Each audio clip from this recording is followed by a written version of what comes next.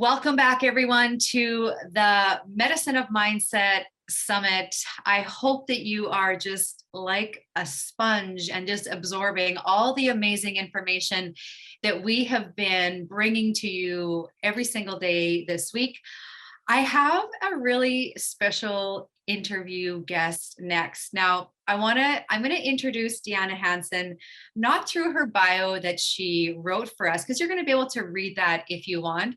I want to introduce her to the virtual stage here on my summit by helping you understand how her and I got connected. So we are both Canadians, and I was literally in line at Costco, my cart full of groceries, waiting and just scrolling through my phone. And it probably would have, well, you know when it would have been? It would have been in 2015, because that's when we expanded our Pilates studio to become a Pilates studio and integrated health therapies clinic. And I scrolled across this training that was happening in my city of Saskatoon, Saskatchewan, and it was block therapy. And I was like, what is this? So literally right there in Costco, I didn't even have to think more than 5 seconds. I registered on my phone, paid, and Deanna came to Saskatoon. I did an intensive workshop with her. And I've used this analogy before on this summit. It was one of my Jerry Maguire moments. Like, she really did have me at hello.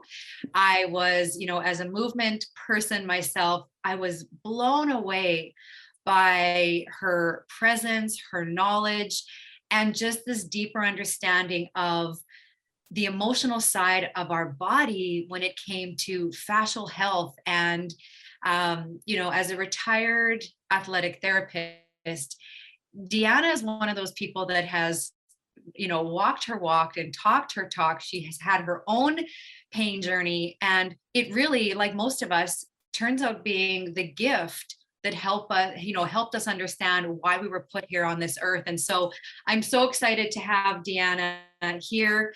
And, we've just been connected really ever since. I've brought her work into my studio.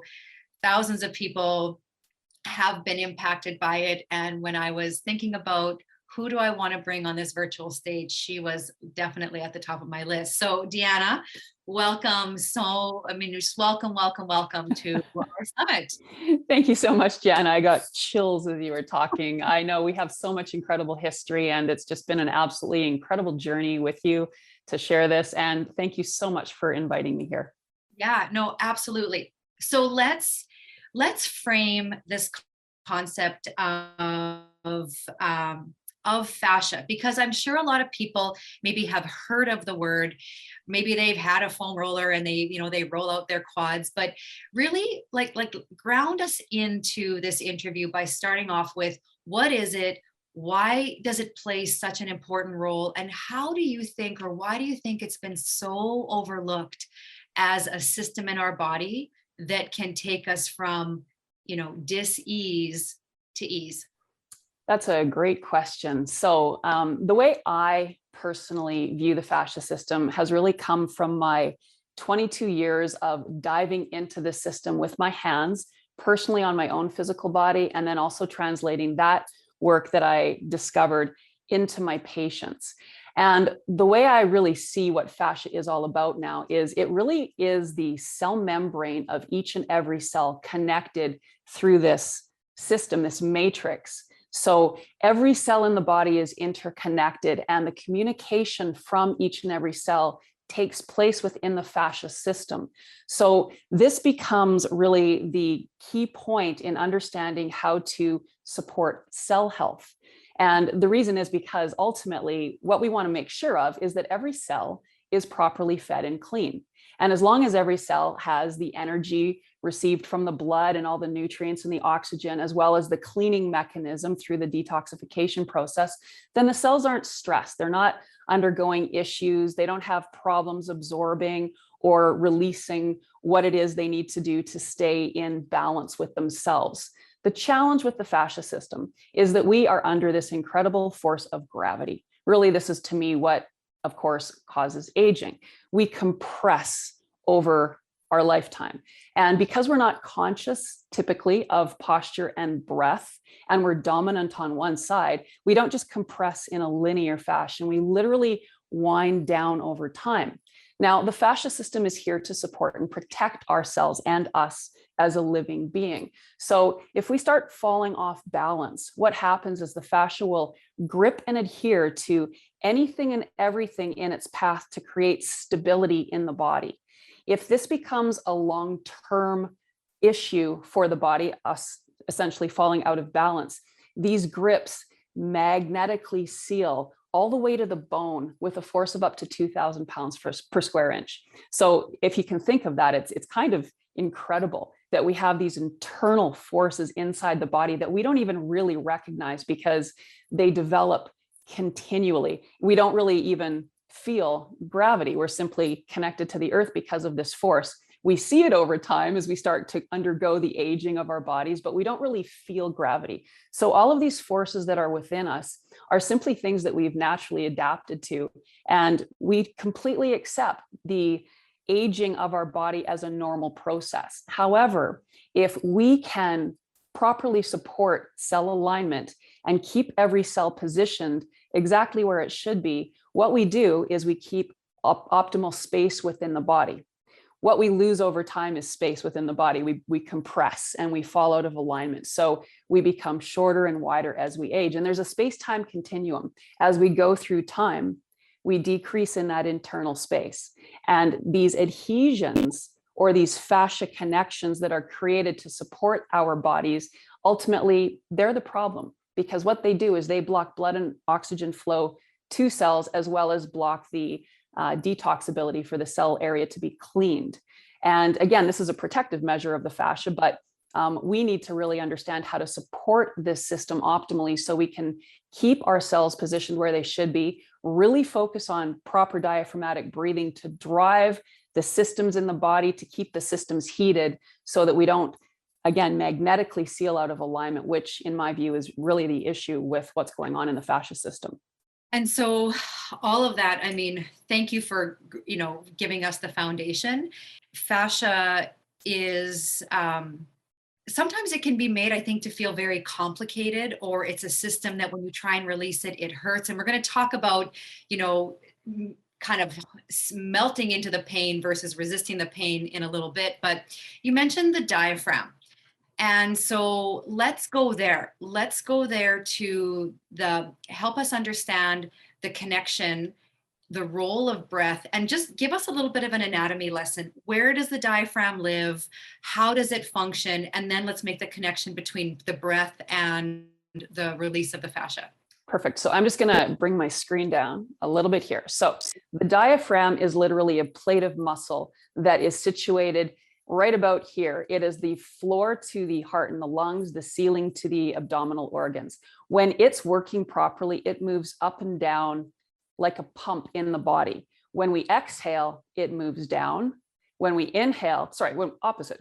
When we inhale, it moves down. When we exhale, it comes up. So this is the key, because what is happening in this area is pain, fear, and stress cause us to reactively hold the breath.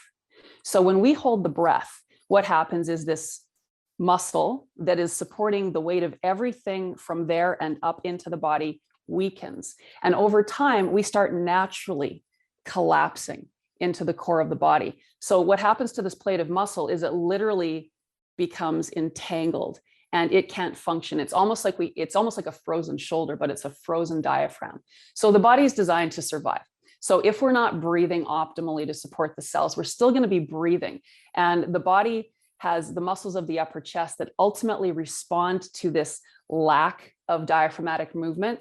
And we end up pulling the air in and out through the body from these upper chest muscles. Now, there's a few challenges with that, because the diaphragm, first of all, is designed to send blood and oxygen flow to every single cell in the body. And I like to use the analogy, it's like the furnace of the body. The muscles of the upper chest are much weaker. It's like having a space heater. So I live in a 30-story apartment. And if I only had a space heater in my apartment, I would really only be able to heat one room if it's really cold and I had no other heat source. Where you turn the furnace on and every single room in this 30-story building is heated. So the diaphragm is like that internal furnace. Another thing that's really important to understand too is when we're breathing diaphragmatically, we're connecting to a certain brain frequency. And I loved it because it was Eckhart Tolle in The Power of Now who really talks about the different frequencies of the brain, as well as Greg Braden talks quite a bit about this. When we're breathing diaphragmatically, we're connected to a relaxed brain pattern. We're stimulating the parasympathetic nervous system. Breathing through the muscles of the upper chest is more that stressed breath, and it connects us to a stressed breathing pattern. So we're connected to thoughts of the past and the future, which is where ego lives. So we're not in the moment when we're breathing through these upper chest muscles. So to really bring back the breath to the diaphragm is what connects us to the present moment so that we can act accordingly in every single situation and see each situation as a unique opportunity in life, as opposed to getting caught into the repetitive cycles that we tend to do, so that create that stress in the body through that unconscious breathing pattern. So good. So good. Take us through, I know you showed us the diaphragm. Thank you. I might have people in our audience that are like, but what does it feel like? I feel like I'm breathing. And I know sometimes through teaching Pilates, people think they're using their diaphragm, but they're just really breathing into those, secondary respiratory muscles. They're puffing their chest, but the air doesn't actually walk us through a proper diaphragmatic breath cycle. So, and here's the reason. So again, I'm just going to bring my my camera down. So again, when this muscle is working properly for us, it needs to be moving up and down through here. So over the years, as we literally fall into this core space and this muscle becomes locked out of alignment, even if you're focused on trying to breathe diaphragmatically, you're literally like that frozen shoulder locked away from that opportunity. So in block therapy, we always start working through the core of the body to teach proper diaphragmatic breathing, as well as release the adhesions that are locking the rib cage out of alignment so we can access more of this amazing muscle. And what ultimately should happen is when we inhale, the belly should become nice and big. And when we exhale, we should be squeezing the belly small. Where most people, myself included, when I was younger, I was a dancer and I was told to hold your belly in. So when you do that, because you're trying to look tiny in through this area, we have to breathe somehow. So we end up naturally shifting the breath to here. But we really do want to focus on allowing the breath to move deeply into the lungs, because the majority of the oxygen receptor sites live at the base of the lungs. So if we're only breathing into about this space, we aren't reaching that bed of abundance. And it's incredible to think, because people say, I've read, and I read this first in Stephen Cope's Yoga and the Quest for the True Self, that we increase oxygen absorption up to 6 times, 600% by breathing diaphragmatically. And lots of people are challenged with this information because immediately they think, well, I can't pull 6 times the amount of oxygen into the lungs. However, it's not about pulling more air in, it's about directing it to where the oxygen receptor sites are. So we have optimal absorption as well as optimal detoxification through proper exhalation. And in fact, in 2014, they did a study in the medical news that 84% of weight loss comes through proper exhalation because of the detoxifying effects of breathing in that manner.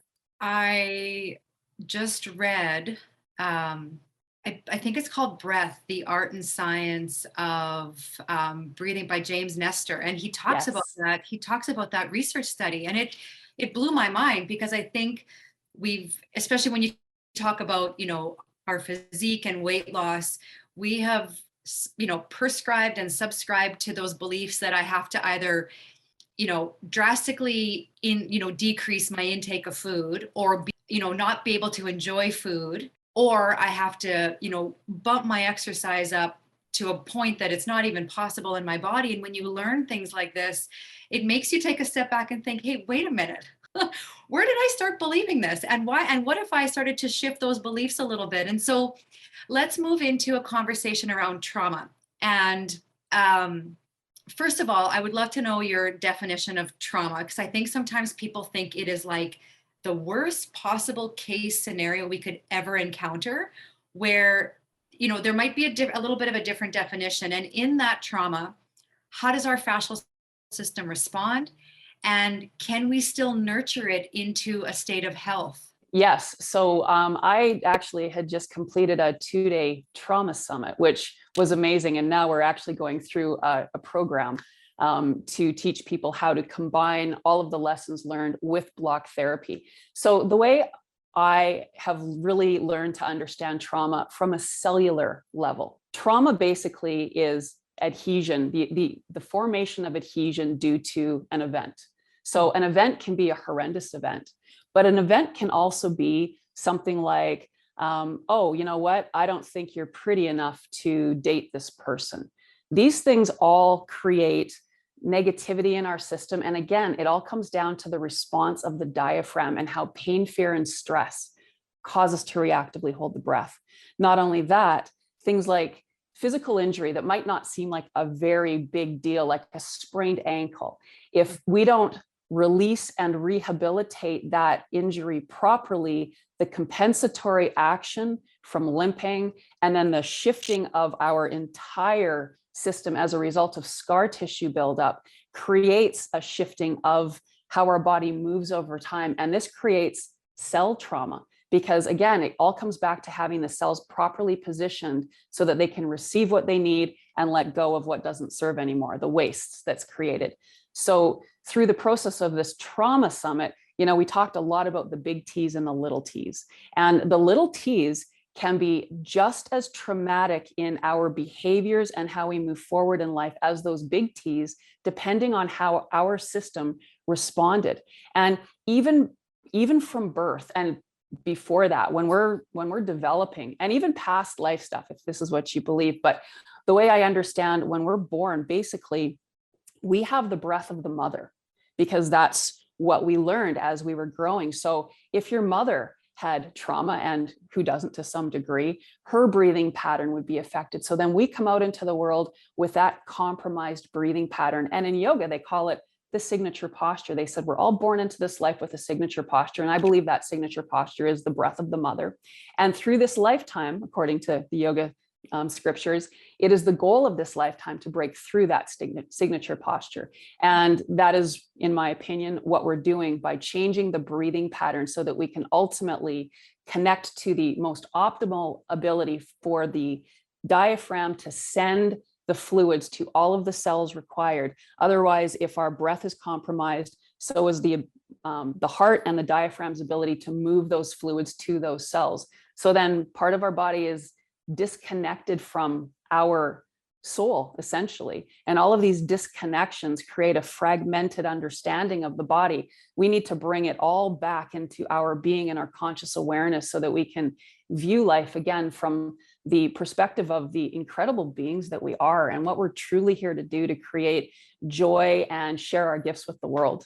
So I want to share a little story here about trauma and how Deanna has impacted my family. So when she came to Saskatoon to do some training at my studio, and it would have been like back in 2018,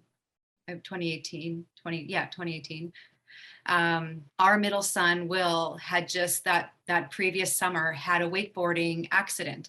And it was his last run of the day. And actually he said to me, Mom, I'm tired. I don't want to go for this last run. And I'm like, we'll do one more loop of the lake and then we'll head in, right? So talk about like mother guilt and after that. And in that last run, the toe of his wakeboard went down into the water and he hit the water. We were probably going about 20 kilometers an hour. So maybe you don't think as fast, but it doesn't matter if it's water or concrete, there was still that immediate trauma to the body.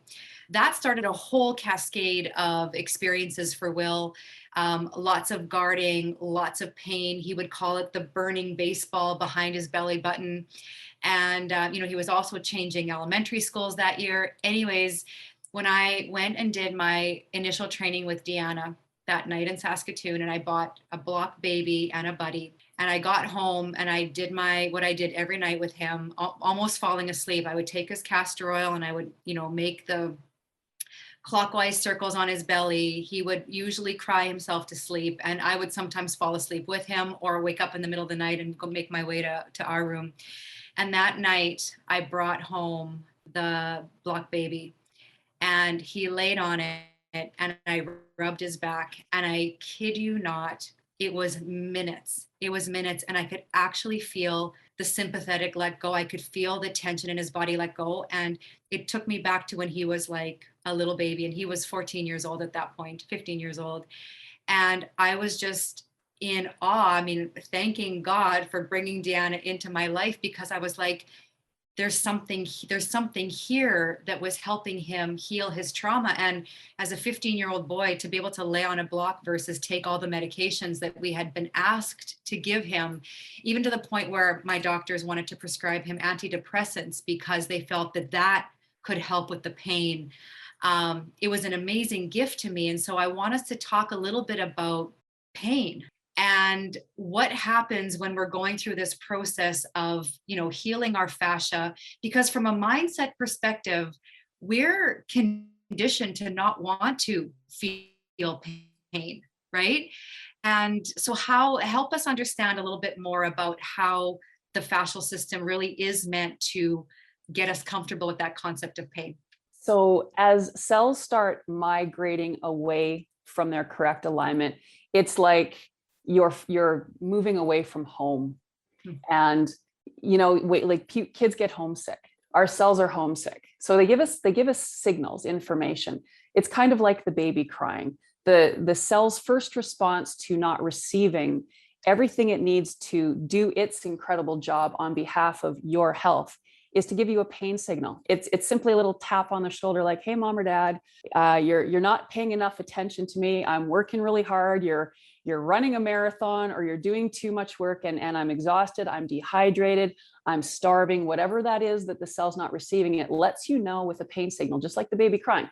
And just like a mother and father have to do with babies, it takes a little while to understand what each cry means, but eventually you learn, oh, that's a hungry cry, or I need to rest cry, or I just need to simply be held, whatever it is. Our cells are like our little kids, our little babies, and we've got trillions of them working on our behalf. So it really is that pain signal that gives us the information. So for us to numb that or avoid it, we're not listening to that baby crying. So I love sharing this because it is such a poignant fact that we need to reshape our thinking around.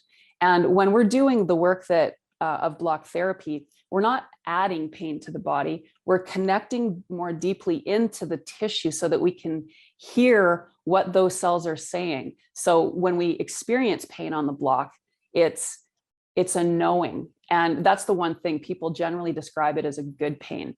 And pressure overrides pain as well. So when we're actually lying on the block and we're connecting to the breath and we're very slowly moving through it, searching for pain, those pressure fibers start kicking in. And that initial feeling of pain very quickly shifts and changes to be more one of pressure, or almost like that itch that you can't scratch, because we have pain everywhere through the body. If we go deep enough, you're going to feel it and you're going to find it. So we want to bring it up to the surface so we can say, hey, I'm listening to you now. I can do what you need. I can provide the energy and the love that you require to function for me. And then we can release it as we continue to pull the body back into alignment and support pumping blood and oxygen into those spaces that were previously blocked.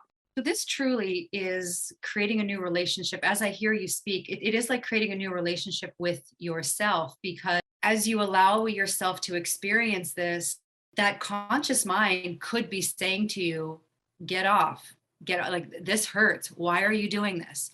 And so I know one of the things I learned from you is that phrase, let your breath be your guide. And as long as you are breathing into it, you can trust that you're okay. But if you're holding your breath or your breath is absent, then maybe it is time to back away a little bit. And as this summit is all week trying to help people connect into trusting that, more of that subconscious or that intuition. And do you want to maybe hold up a block, Deanna? We've referred to it a few times, and let maybe people that are not familiar with it. So just touch on that. Why that shape? What is it made out of? How does it work? Initially, our blocks were made out of cedar. Now they're made out of bamboo, and we're actually bringing our production back to Canada, and we're going to be making them out of reclaimed elm. So what is really exciting is to understand that we need something as dense as bone to be able to really move through those layers of adhesion and get to the root of the problem. Things that are softer and more porous, like a foam roller, for example, because they're porous, and you're moving on the surface, you're going to stimulate blood flow on the surface layers, but we really need to drive deeply through those layers to get to the root. So I like using the analogy where, instead of driving on the ocean in a boat, you're deep sea diving. So we're going deep into the body, and we're really uncovering those lost parts of ourselves that have been blocked away. And it's because of the density of the material that we use that we can actually connect and almost create like a hugging action as we're putting pressure into the body. The bone and the block both give it a kind of a sandwiching type of effect, so that we're really lovely heating all layers of those fascia from the block all the way to the bone. And it really is like you're giving your cells a hug. It feels beautiful that way. The shape specifically is because when we are driving through those layers, if the block is too sharp on the edges, it's too painful, and people simply won't be able to navigate through that pain. We need something that's kind, and the rounded edges are very kind in the body. And touching on your point about the breath being your guide, that's the lovely part of this. You're in full control. No one else is doing the work on you. You're choosing to do the work on yourself. And we have variations. We can do it on the floor, which is definitely a more intense version. You can do it on the bed, and because of that nice cushioning, it is less intense. We also have two sizes of blocks. We have the baby and the buddy. So if the buddy feels too much for you in certain positions, you can also use the smaller version, which is a lovely alternative if the bigger one is too intense. So it really is about listening to your intuition, trusting that breath. The diaphragmatic breath is connected to the life force, and that's the key. Our bodies, God designed these incredible bodies that our souls get to be housed in. And through the process of really understanding how to tune into that beautiful container we've been given to live this life, we can trust it through the breathing. And just like with pain, fear, and stress, it causes us to reactively hold the breath. If you're in any position where you feel it is too much, that's going to be the response of your body. And that is your body telling you, no, we need to back off of this, and we do it less intensely. So it's a very safe practice. Would you say that through this practice that you become the mind and the body, it's because of its meditative kind of energy that you truly do become more connected mind and body? Yes. And this is why I actually, from the physiological standpoint, believe this to be true as well. Our heart is designed to pump blood to every single cell in the body. Once those cells receive information, their job is to send that information to the brain so that we, as a human being, can respond in any moment in time. When we have adhesions and scar tissue riddled throughout the body, there are multiple cells that aren't getting that heat, that love, that information from the blood. So they also are not sending the information to the brain. So it's like we have all these gaps in our system. And that's where we fall out and rely on past memory to dictate how we respond. And that's where the trauma piece gets ingrained in the body. If I'm afraid of something because I had a negative experience, if a similar experience arises in the moment, I'm going to go back into that pattern and I'm going to relive that moment, and it will be like it was yesterday and it could have been decades ago. Where if we truly understand the breath and we release those adhesions, we can remember that moment in time, but we can also see the difference from that moment in time, and we can respond with a very different approach to the information going forward. So you talk about inflammation as a healing agent and not the problem, which that in itself is a complete reframe from what I think people have come to believe, that inflammation is bad and I need to take an anti-inflammatory medication to get rid of that. Talk to us about that, kind of flipping that on its head, that inflammation actually is, part of the healing process. I always say inflammation is the gold, because the body's initial response to injury, to stress, is to send blood and oxygen, because the body's aware, okay, I've just sprained my knee, or I've just had this insult in my body. So it sends inflammation because it's sending all of the required nutrients to look after and rebuild that damaged tissue. But if we don't support the inflammation and we ignore that, the body's going to keep sending it into that space. So it starts to get backed up and it becomes acidic because there's a backlog. It becomes congested if we don't know how to address it properly. So I like to give the example of acute injury, because this is a really common understanding of how we were trained to use the RICE method. So let's say I sprain my ankle and I've got a big swollen ankle. I was trained this way too as an athletic therapist. For 48 to 72 hours, rest, ice, elevate, compress, to essentially limit the inflammation to that space so that the body can respond and deal with the scar tissue development. So the thing is, the second law of thermodynamics is nature abhors a gradient. So whenever there's a gap, nature's going to fill that gap in. If we don't allow the body to rebuild, it's going to fill in with scar tissue. And scar tissue, again, is the problem. Scar tissue blocks blood and oxygen flow to and from cells. So when we have this acute injury, I like to use the analogy of baking a cake. If you had oil, egg, flour, sugar, and you mix it up, you have batter.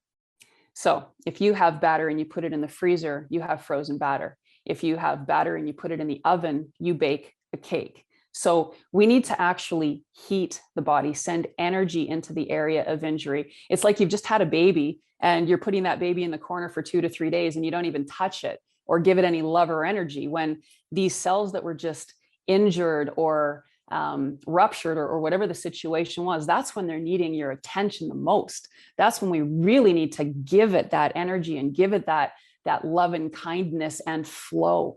So like if you've seen a car accident, there's debris.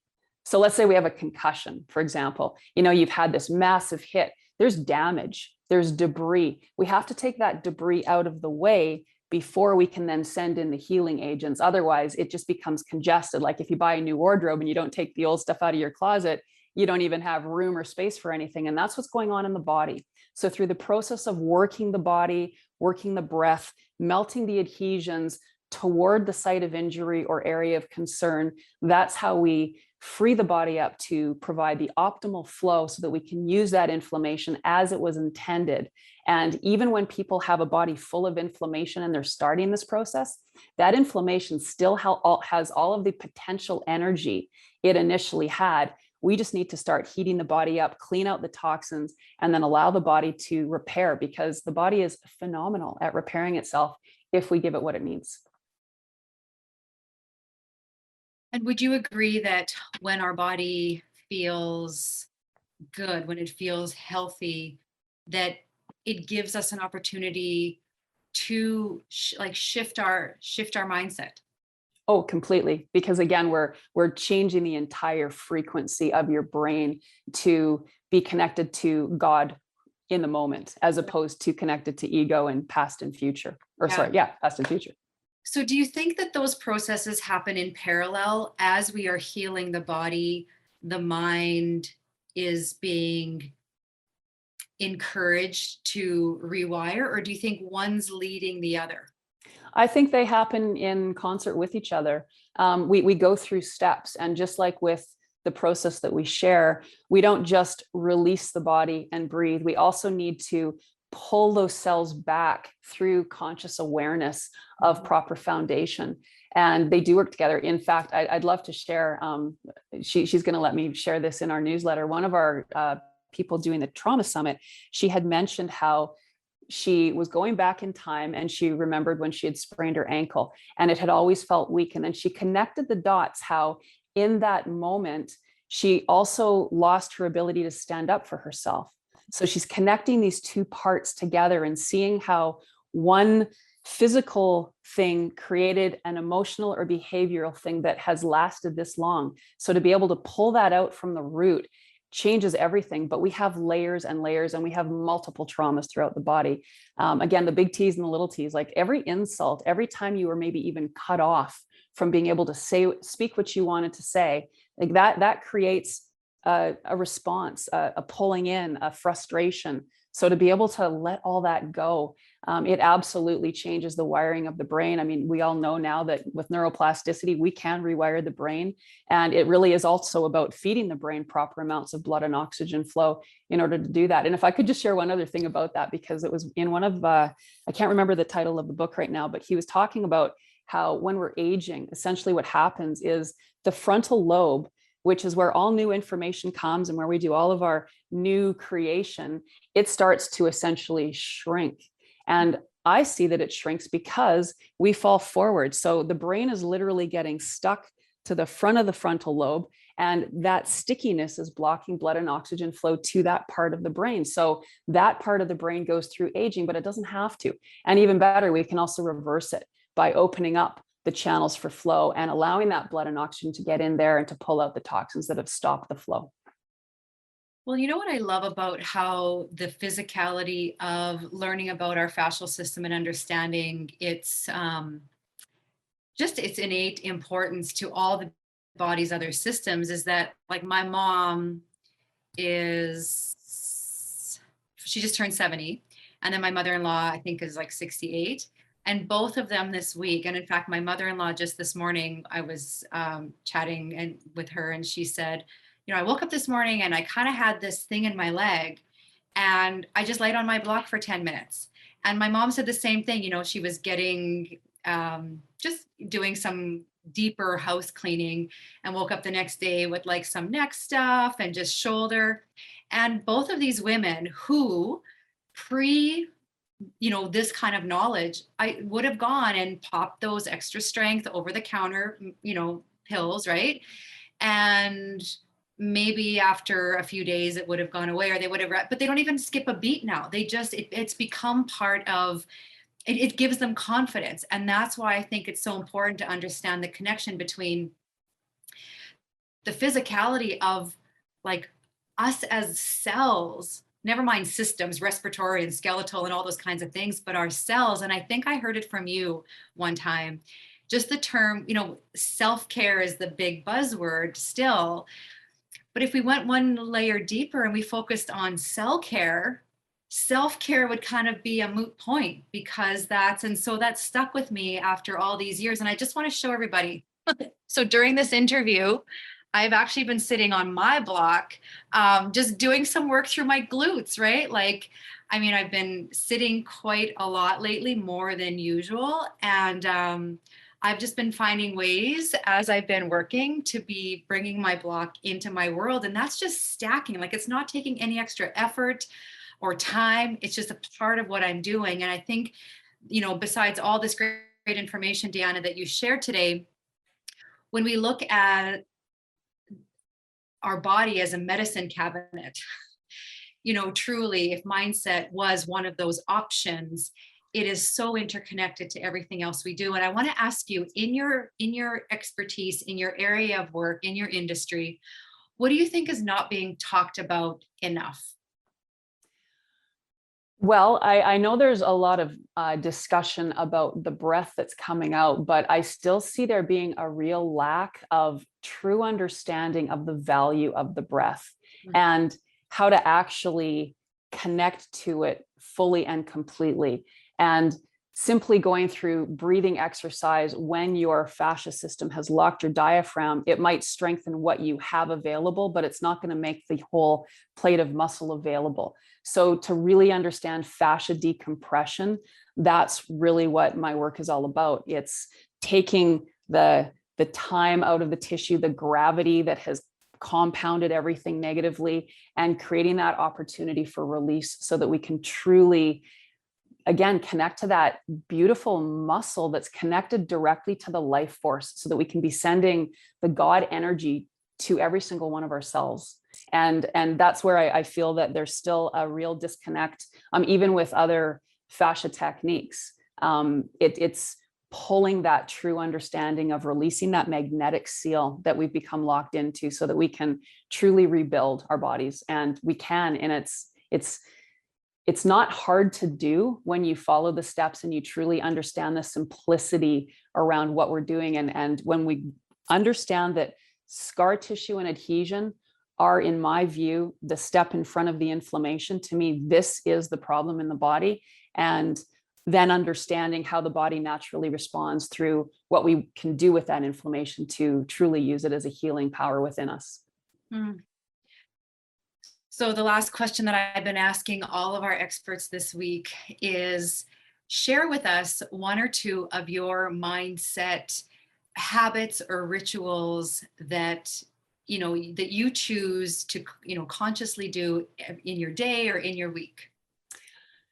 Whenever I feel that immediate grip of the gut, I mean, because I'm triggered all the time as well, like everybody else, whenever I feel that immediate trigger, I really take that moment to sit back and say, okay, rather than try to push it away and ignore it, I want to sit in it and I want to allow it to come to the surface so I can really take a look at why I'm being triggered and see if I can go back to the moment when that trigger began. And I don't always know when that moment may be, but through that process, it just like your cells that have been blocked and giving you pain, and now you're paying attention to them, you're also giving service to that emotion so that you can truly try to understand where it came from. And understanding is a beautiful thing. It's also teaching us to be curious about our body as opposed to scared of our body.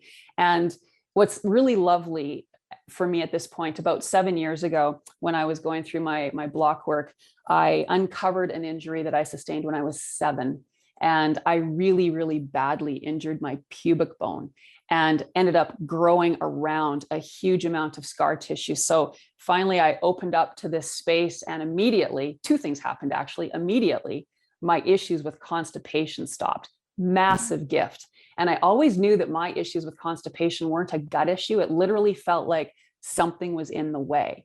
And once my hip shifted, the hip joint came out of the way, and that issue stopped. But for the next 5 years, I had pain because I had to rebuild my body. But the beautiful part is there was no fear. People get trapped in a pain-fear cycle. The fear is really the issue. It's not the pain. Pain is a sensation that's certainly not pleasant. We don't want to have to deal with it. But when you understand what the pain is about and you have actual steps to progress and move forward, there's no fear around it.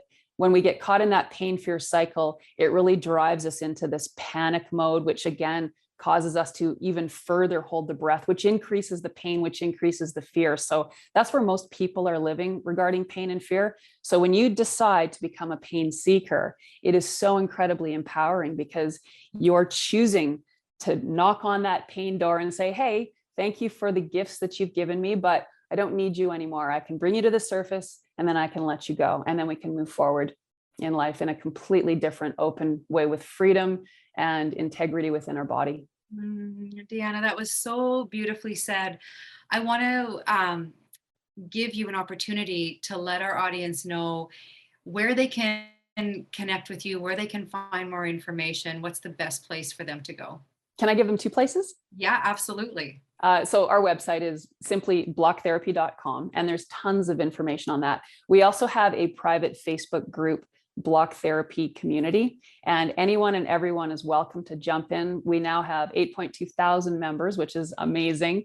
And you can see the incredible testimonials written every single day, the beautiful souls that are in this community that are also there to share their wisdom from whatever they're doing on the block and how it's impacted them. So I very much encourage everyone to join. Thank you, my friend. Thank you for being here and for sharing your love and your knowledge and just your passion for educating people on what I believe to be a not talked about or not understood enough system. And you bring it into such a beautiful way and such a graceful way to help people understand that it isn't hard. It's actually quite simple. And the shifts that will happen are just absolutely amazing. So thank you so much for being here, Deanna, and audience members. thank you for being, it's not a coincidence that you were here today watching and listening to Deanna share her gifts. And I hope that you take one little gem that this amazing woman has shared and implement it into your life so that you can be a better version of yourself. We'll see you next time. Thank you.